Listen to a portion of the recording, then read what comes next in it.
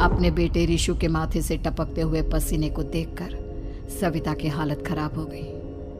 ऐसा आज पहली बार नहीं हुआ जब ऋषु नींद से घबरा कर जागा है। हाय मेरा बच्चा, न जाने किसकी नजर लग गई है तुझे। जब से मेरे बच्चे ने 10वीं के एग्जाम में स्कूल टॉप किया है तब से रोज बुरे बुरे सपने आने लगे हैं। हाँ माँ, मैंने आज फिर से एक काले साए को देखा। वो यहीं मेरी आंखों के सामने खड़ा था। माँ मुझे बचा लो माँ। वो मुझसे कह रहा था कि मुझसे बदला लेगा। माँ कहीं ये प्रशांत। चुप कर, कैसी बात कर रहा है? दोबारा उसका नाम मत लेना। तुझे पता है ना उस प्रशांत ने आत्महत्या कर ली, तो बार बार उसका नाम मत लिया कर। मम्मी, क्या सच में प्रशांत ने आत्महत्या की थी? चुप कर, बहुत सवाल पूछता है आजकल। और फिर रात के वक्त सविता के पूरे घर में एक अजीब सा काला धुआं छाने लगा। गहरी नींद में सोई सविता की जैसे ही आंख खुली उसका दम घुटने लगा। वो दौड़कर ऋषु के रूम की तरफ गई जहां उसके दरवाजे पर घूमती एक काली परछाई देख वो बुरी तरह से घबरा गई। कौन है वहाँ? कौन है? सामने आओ। ये मैं हूँ, तुम्हारी काली करतूत। और अब मैं तुम्हारे बेटे को ले जाने आया हूँ। नहीं, मेरे बच्चे को छोड़ दो प्लीज। मेरे ऋषु को कुछ मत करना। वो परछाई ऋषु के कमरे में घुस जाती है। सविता भी उसके पीछे पीछे दौड़ कर जाती है और देखती है कि अब वो साया साफ नजर आ रहा था। वो सर से पैर तक खून में सना हुआ था और उसके शरीर के सारे अंग कटे फटे हैं। क्या चाहिए तुम्हें? तुम जो बोलोगे मैं करूंगी, लेकिन मेरे ऋषु को छोड़ दो। उस परछाई ने ऋषु को गर्दन से पकड़कर दीवार के सहारे हवा में उछाल दिया। ऋषु जोर जोर से चिल्लाने लगा। माँ बचाओ मुझे, बचा लो माँ, ये मुझे मार डालेगा। माँ मुझे बचा लो माँ। नहीं ऐसा मत करो, मुझे मार दो लेकिन मेरे बच्चे को छोड़ दो। मैं तुम्हारे आगे हाथ जोड़ती हूँ। वो परछाई ऋषु को जमीन पर गिरा देती है और अचानक वहां से गायब हो जाती है। ऋषु, मेरा बच्चा, तू ठीक तो है ना? कुछ बोल बेटा, क्या हुआ है तुझे? मैं ठीक हूँ माँ। क्या हुआ था यहाँ पर? कुछ नहीं बेटा, कुछ नहीं। तू परेशान मत हो। हम कल ही गांव के बाहर जो तांत्रिक महाराज रहते हैं उनके पास चलेंगे। ठीक है माँ, हम जल्द ही उनके पास चलेंगे। मुझे बहुत डर लग रहा है माँ। ये बार बार मुझे डरावने सपने आना, ये सब हमारे साथ क्यों हो रहा है माँ? अगले दिन सविता अपने बेटे ऋषु को लेकर गांव के बाहर तांत्रिक के पास जाती है। जिस जगह पर तांत्रिक रहा करता था वो जगह बहुत डरावनी थी। चारों तरफ कंकाल और खूब भूतियां नजर आ रही थी। गांव से दूर वीराने में उस जगह पर जोर से आंधी चल रही थी। ऋषु ने डर कर अपनी माँ का हाथ पकड़ लिया। माँ मुझे बहुत डर लग रहा है। ये कैसी जगह है? देख बेटा, हमारे साथ जो कुछ भी हो रहा है उसका इलाज सिर्फ और सिर्फ ये तांत्रिक महाराज ही बता सकते हैं। अब यही है जो हमें प्रॉब्लम से बाहर निकाल सकते हैं। जैसे ही सविता और ऋषु तांत्रिक की झोपड़ी के अंदर पहुंचे, वहां का नजारा देखकर उनकी आंखें फटी की फटी रह गई। तांत्रिक की झोपड़ी के अंदर कई सारे लोग अपनी गर्दन घुमा घुमा कर जोर जोर से चीख रहे थे। कौन हो तुम और यहाँ क्यों आई हो? महाराज, मेरे बेटे को कुछ दिनों से एक डरावनी काली परछाई नजर आती है और कल रात उसने मेरे बेटे पर हमला भी कर दिया।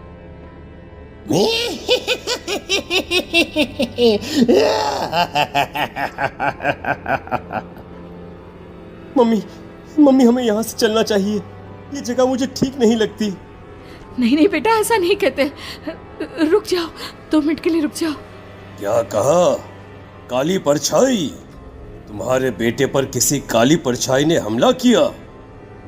हाँ महाराज, वो कह रही थी कि वो मेरे बेटे को कुछ कर देगी।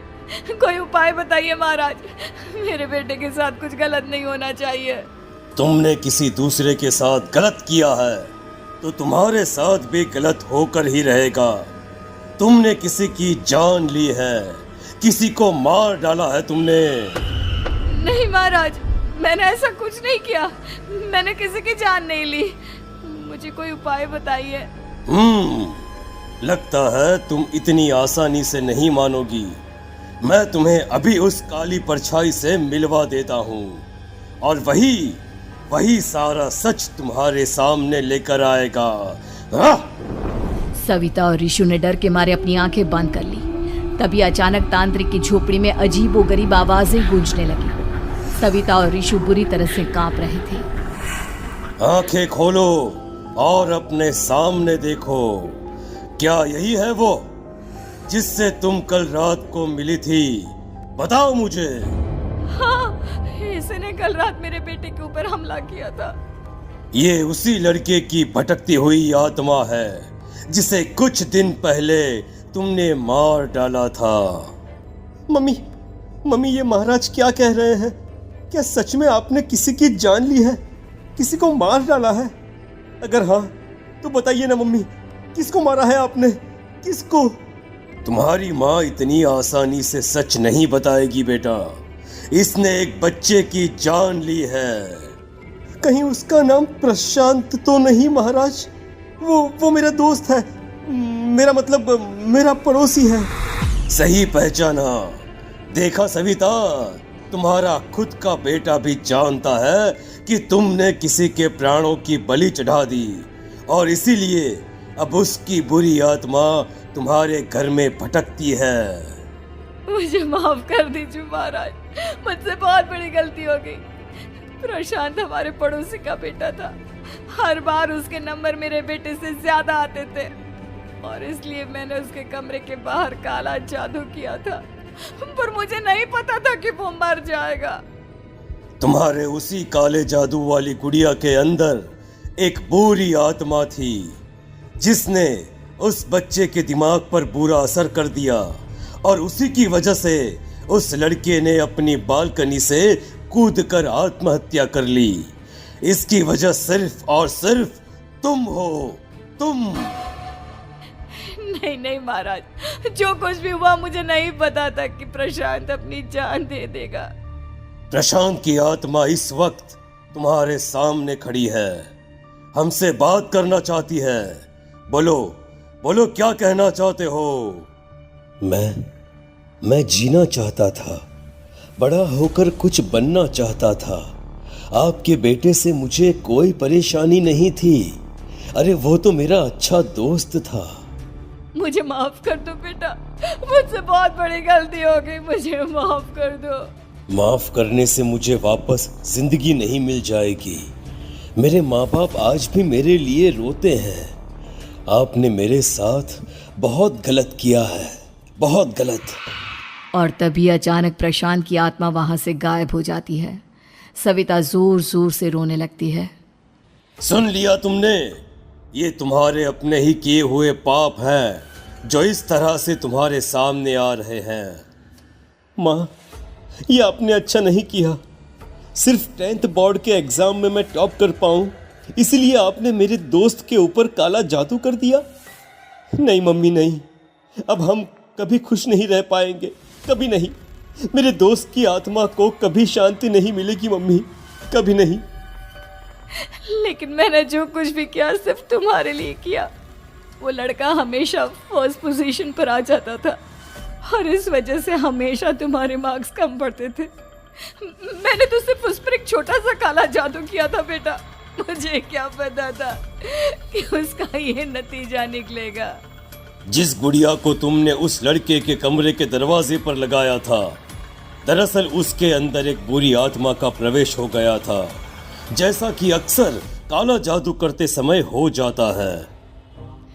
मुझे अपनी गलती का एहसास हो गया है।